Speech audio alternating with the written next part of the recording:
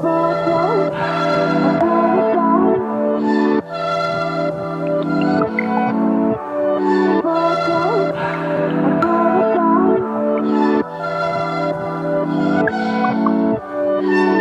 what you're thinking, tell me what you're thinking, I can't read your mind. Hi everyone, welcome back to my channel. My name is Morgan and this is That Girl Morgs. Today I'm going to be going into part 3 about my journey with adrenal fatigue.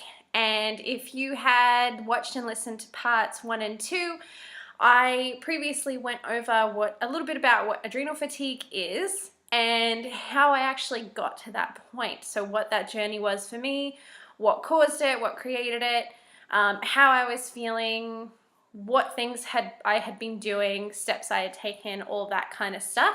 So if you haven't watched those, I would highly recommend watch those first before you watch this one, just so that you can get a bit of an overview. I also recommend an amazing book for you to read if you are suffering with adrenal fatigue, or if you think you might be suffering with adrenal fatigue, to read that book as well, and I mentioned that in the first 2 videos. But we're going to get right into part 3.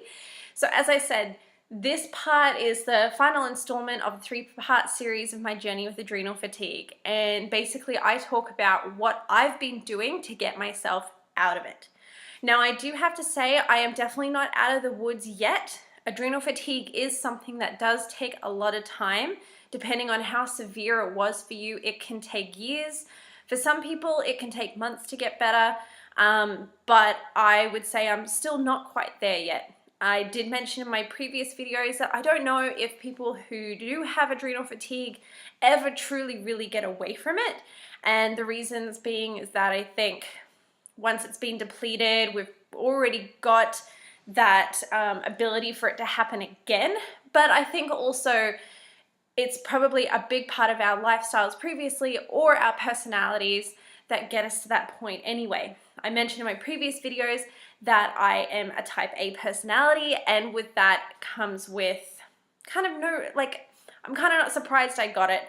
I'm always go, go, go, always trying to go above and beyond, always trying to push the limits, getting out of the comfort zone, that kind of thing.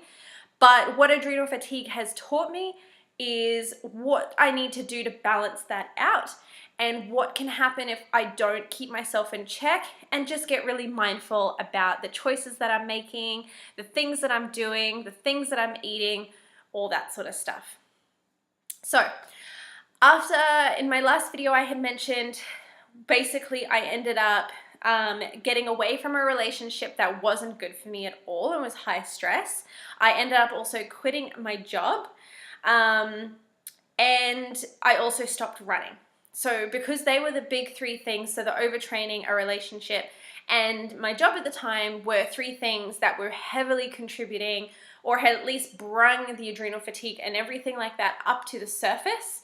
I do think that there were other things before that were leading me down that path. I don't think that necessarily those 3 things were exactly the reasons why I got adrenal fatigue. I think it was something that had happened over a period of time, and those 3 things just brought it to the surface and basically made it explode ultimately. So I quit my job, the relationship was gone, and I had put a big pause on running about September of last year. And I ended up taking about 2 months off of work. I was also transitioning. I was transitioning into starting my own business as a social media marketer. And it was something that I had always wanted to do for a long time, was start my own business, and there was an opportunity for me to be able to do that, so I took it. But ultimately, I had saved up some money and was able to take a couple of months off, which was nice. Not fully off. I ended up going back and working at Lululemon at the store level, just part-time, just for a little bit of money to come in, just so I could pay rent and groceries and little things like that.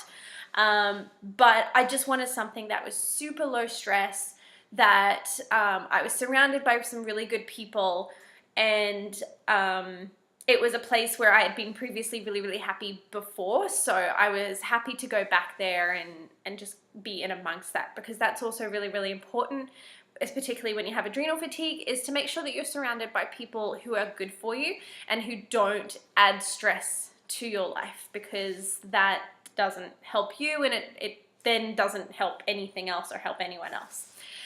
So I did that.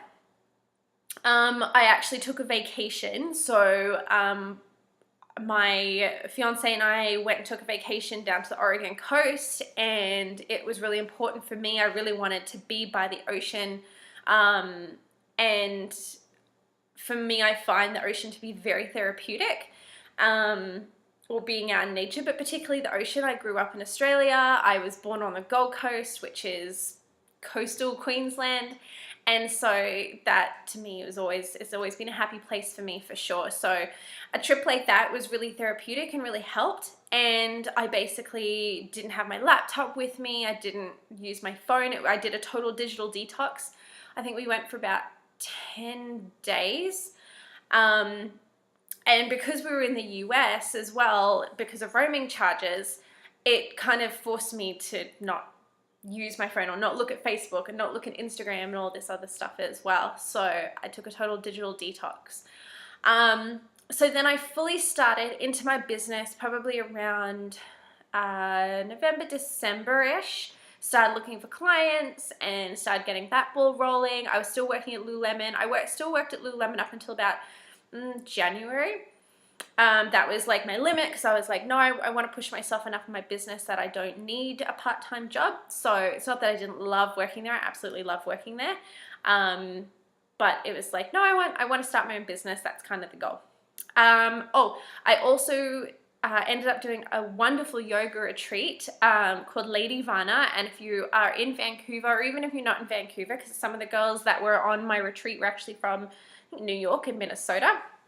But look it up, Lady Vana, and it's by Ali Mazerol, or Alex Mazerol, and she is the part owner of a studio in Vancouver, in North Vancouver, called District, and she does these amazing 2-3 day retreats on Galiano Island. And so I did that, and that was really therapeutic for me. It was a huge clearing, because we got really deep, not just in practice, but in conversation. So I needed that as well, so that was another way just to cleanse. It's also become apparent to me that, and what I've learned from adrenal fatigue, is that if I do any high adrenaline activities, whatever that may be, I really have to be mindful to balance it out with something slower. So yoga, walks, hikes in the forest that aren't too crazy, being by the ocean, meditation, that kind of thing. I really do have to balance it out. I can now anyway. I can be at that point where I can go for a run, and then side that with doing yoga the next day, or just taking it a rest day. But at the time, I wasn't really running. I did one race because it was already planned, but I had a super supportive bunch of friends I was doing it with. It was a Ragnar relay. Highly recommend it, any of them. And so they knew where I was at, and it was just fun and supportive. So I didn't feel like I was necessarily super pushed or anything, so I could just enjoy it and be with my friends. But for the most part, I didn't run. I didn't start back running until this year sometime, like seriously. Probably not until about maybe April. Before that, I would dabble here and there. I might go for a trail run, maybe go for a run around my neighborhood. But for the most part, I definitely gave up running, because running shoots the adrenaline up. It is a high adrenaline sport. And I just didn't want to keep spiking my adrenals, because they were already depleted. There was already really nothing there. So took a break from running. I then was supplementing with an adrenal tonic, but then I noticed after a few days of doing that, my skin would break out, which was definitely one of the symptoms of my adrenal fatigue. It was, and like the worst for me, because I'd never had skin problems before. So then I would lay off it, and then eventually it came to a point where my skin just stayed like that. So if you actually, interestingly enough, watch my first two parts of adrenal fatigue, you may have noticed my skin. I had a few little blemishes on my cheek. I think it was this side. And I don't anymore. As you can probably tell, my skin is quite clear, and I'm going to get into that. So yeah, they were probably the biggest things from when I quit my job to probably about April of this year, roughly. I didn't run, and I just took time off, and I just kind of worked on my business. I did yoga here and there. I did the gym a little bit here and there. I swam a little bit here and there. I snowboarded a bit. I wasn't really doing too much of anything, to be completely honest. I was afraid if I did anything that it would spike my adrenals, even if it was yoga. Yoga's a tough one for me. I go through bouts where I'm like, yeah, I'm into it and I'm doing it. And then I go through times where I'm like, if I'm going to spend an hour doing anything, I'd rather not do yoga. But I know how good it is for me. So I've really tried to be mindful of that as of late. But even so, I wasn't really finding a huge difference. Nothing like night and day difference in those months. I was aware that it would probably take a lot of time because my adrenal fatigue was quite bad. Definitely taking the few months off of really doing anything. By like 6 months later, I was feeling more energy. I'm not going to lie. I was able to go out for a trail run and feel pretty decent. But that wasn't consistent. There would be times that I would go out and I would have a great run and I'd feel really great. And then there were times that I would go out and I'd come home and I would just have the worst headache and it would knock me out. So very similar to like the afternoon headaches that I would get at the worst of my adrenal fatigue was kind of what I would get with running. So then I kind of got to a point where I was like, I'm done feeling like shit every time I go for a run, and that sucks. I had a bit of an identity crisis issue happening because a lot of people associate me with running because it was very much a part of my life, and I led Run Club at Lululemon with 2 amazing women, and I did a lot of races, and I helped people reach their goals for running in particular and to get them to races and half marathons and so on and so forth. So I wrote a blog post actually about who am I without running, because that was something that I was definitely going through, because I'm like, well, if I can't run because it doesn't make me feel good, then who am I and what do I do if people don't associate that with me anymore? But at the end of the day, I was kind of like, you know what, my health is more important. Who gives a shit? We all have seasons in life, and maybe right now this is not the season for running, and that's totally fine. So what I ended up doing, because I needed to get back into something, I needed to get back into moving my body, so I decided to go back to the gym and go back to the gym quite seriously. So rather than running 3, 4, 5 times a week like I used to, I was replacing that with the gym. And I wasn't quite going to the gym like 3, 4, 5 times a week. It was probably more like 2, maybe 3 times because I didn't want to push myself. But I would still try and go when I could. So then what actually has been the biggest change and the biggest catalyst, and what I would highly recommend for anyone going through adrenal fatigue, is I actually did a complete overhaul of my diet. Now, this isn't a diet, so I don't recommend, as I don't recommend dieting, but changing what I ate has made an incredible difference. It has made a night and day difference in a month. It's absolutely insane.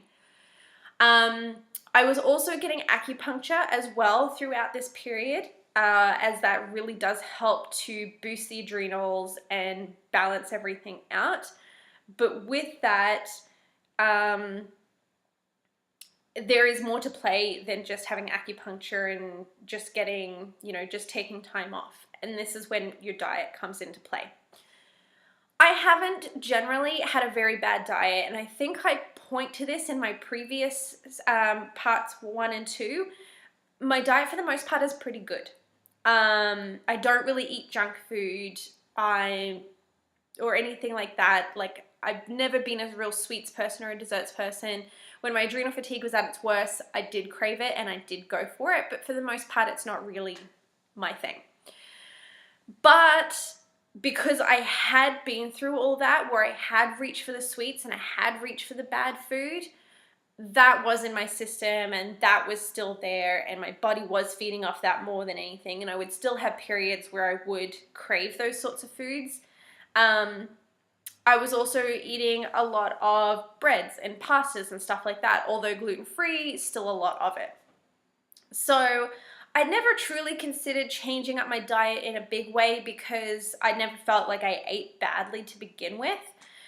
But when I went to my acupuncturist, she's like, I'm going to propose something to you, your health, your way, you choose, but I want you to decide, my kitty, I want you to decide, you know, like, what's the tipping point for you? At this point, I kind of felt like I had done everything, taken time off from work. I'd gone on like a yoga retreat. I'd tried to be doing a bit of yoga. I stopped eating as many sugary foods. I was doing acupuncture. I'd stopped running, all that sort of stuff. And I was still kind of at a loss because I was feeling better, but I wasn't really feeling 100% yet. So I was like, fuck it. Yeah, okay, what have you got for me? What do you suggest? And she's like, I want you to eliminate sugar, including fruit, so all sugars, processed foods, grains, dairy, and gluten. And I was already gluten and dairy free anyway. I'd been gluten free since I was about 16 because I just never felt like it sat right with me to begin with. And I had always felt like it kind of made me a bit sluggish, and depending on what it was, it also gave me a stomach ache. And then I've been dairy free my entire life, like as long as I can remember, even as like a kid. If I have too much dairy, I actually get sick. My immune system plummets, and it just doesn't sit with me very well at all. I get very, very ill. So to cut out the rest of it wasn't a huge stretch. The cutting out the fruit sugar was a little bit more because I do like my smoothies and stuff like that. And because I was trying to be a bit more active, I did really know the importance of having functional sugars when you're active. But as I said, I wasn't really a sweets person, so it wasn't a huge loss anyway. Processed foods wasn't a big change, game changer either. I didn't necessarily go for processed foods a whole lot, but then when I think about it, breads, pastas, stuff like that, especially because it was gluten-free, there is a little bit of a process to it. So fair enough. And then in terms of grains, I would eat a lot of rice and stuff like that. So that was probably the biggest adjustment. But she's like, look, I want you to do it for at least 2 weeks and then come back in, see me. Tell me how you feel. Sure, screw it. I feel like I've tried everything else. This isn't gonna hurt me. At the end of the day, I'm gonna give it a go. So I did. So first thing the next day, I got rid of all the stuff that she told me to get rid of. And after a few days, my skin started to clear up. After a week, my energy was back. After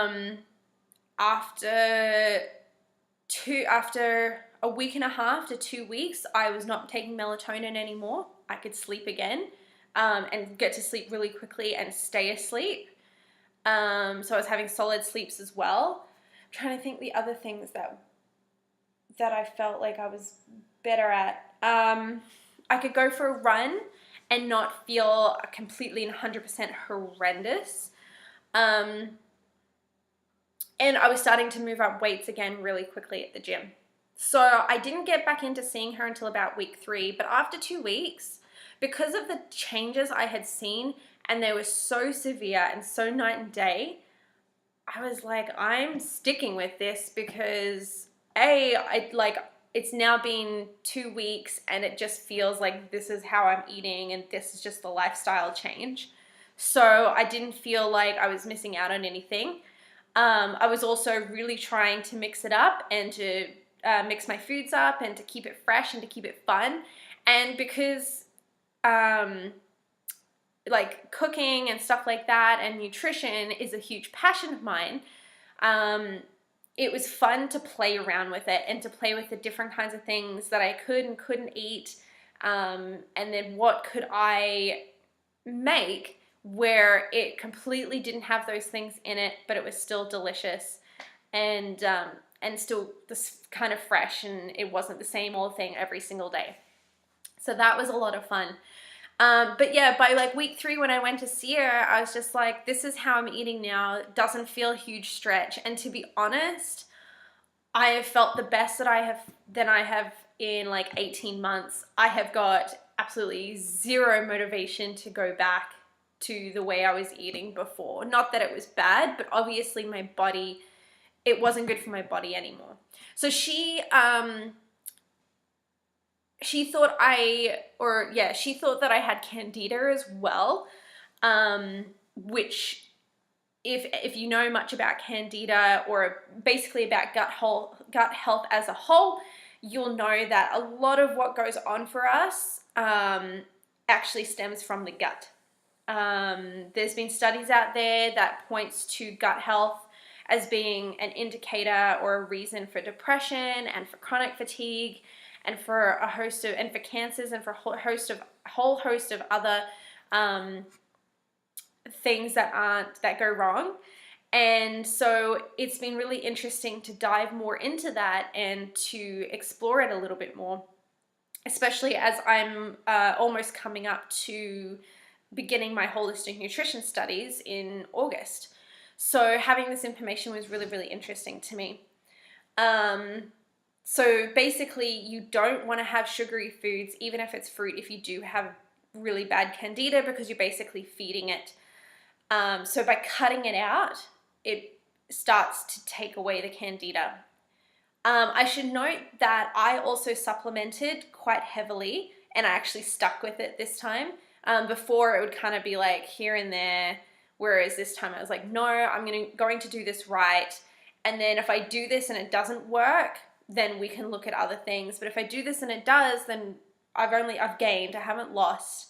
So yeah, basically it was like all or nothing. So from the day that I changed up my diet, I also started supplementing with 3,000 milligrams of vitamin C, probiotic, and that was in the evening, along with 1,500 milligrams of magnesium, calcium. And you take calcium with your magnesium because it helps the magnesium absorb better in your body. So I took those in the evening. And I took a crushed clove of garlic with a apple cider vinegar, lemon juice, water tonic as well. And I washed all of those down with that tonic. The other thing to note with apple cider vinegar, if you do have it as a tonic, so I diluted it in water, but try and make sure that you drink it actually with a straw so that it's not directly going onto your teeth, and try to get it down to the back of your throat as quickly as you can. Once you have drunk the tonic, gargle some water and spit it out, wash your mouth out with water, drink some water as well, just to remove that acidity from your teeth as well, because it's quite harsh on your teeth. So pro tip. In the mornings, as soon as I woke up and got out of bed, I would have a B complex vitamin tablet, just one. But in the past, there have been times where I've taken one in the morning and one midday. So it's totally up to how depleted you are and how much you need, but that's how much I would take. I think that was it. Yeah, so that's what I supplemented with every single day. So now it has been a month that I've been on it and been doing this, and I feel loads better. Like, as I said, my skin's cleared up, I'm sleeping again.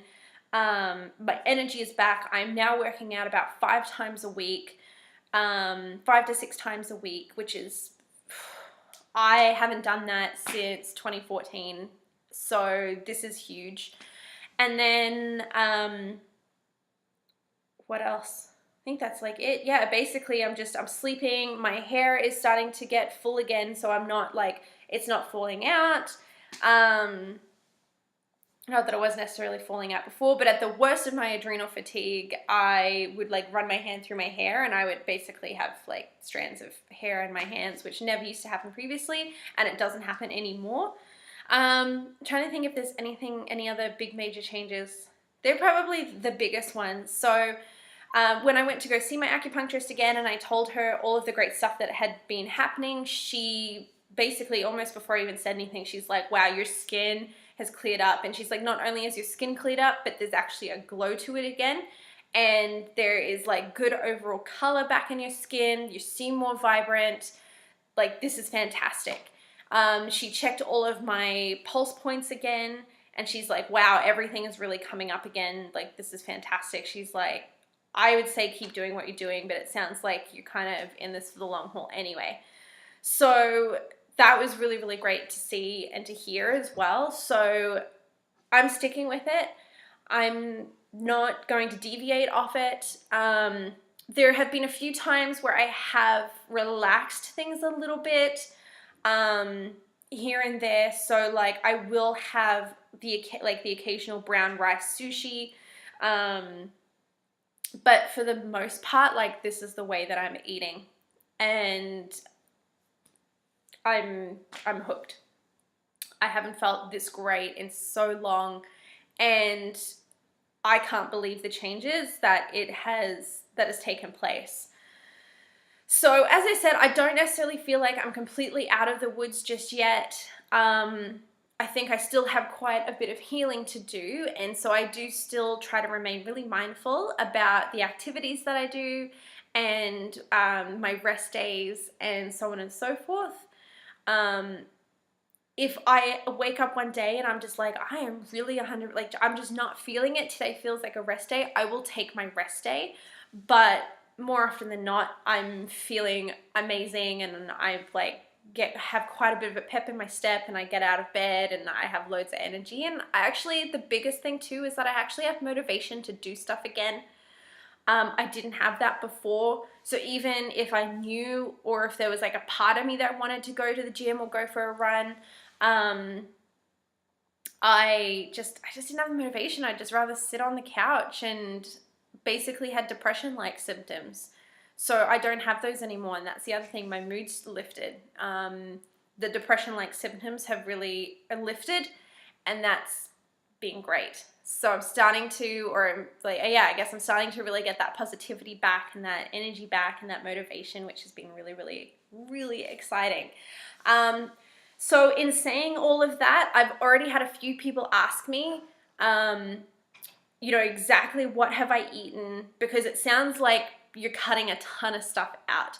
So I will actually be doing another YouTube video basically about what I'm eating and what I have been eating and what I eat in a day. I'll also be posting recipes of snacks and things like that that you can make easily at home, that is completely the Adrenal Fatigue diet friendly.